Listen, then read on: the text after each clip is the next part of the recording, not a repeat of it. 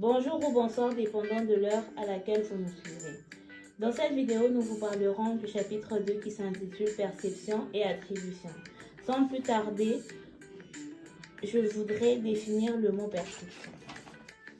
La perception, c'est une réunion de sensations en images mentales.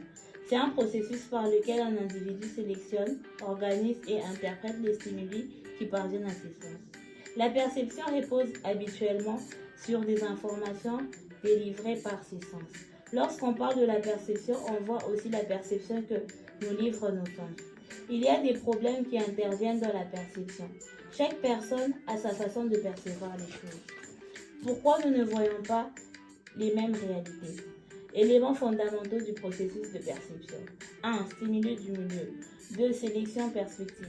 Tendance à interpréter de manière sélective ce que l'on observe. 3. Interprétation. L'action d'expliquer, relever la signification d'une chose obscure. 4. Les 5 sens. La vue, l'odorat, le goût, l'ouïe et le toucher. 5. Structuration de la perception. Et enfin, 6. Réaction. Force qu'un corps agissant sur un autre détermine en retour chez celui-ci. L'attribution, c'est chercher à comprendre et à expliquer le comportement d'autrui, mais également son propre comportement.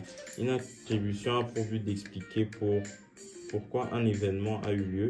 On s'en sert aussi pour expliquer le comportement d'autrui et notre propre comportement. Les différents types d'attributions sont des attributions causales qui servent à expliquer les causes d'un événement, un succès, un échec et le manque de contrôle sur l'environnement.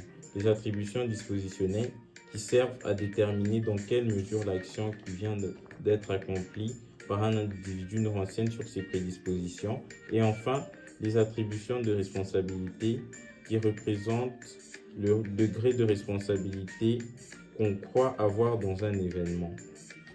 Nous espérons avoir réussi à vous éclaircir sur ce sujet. Merci d'avoir suivi cette vidéo.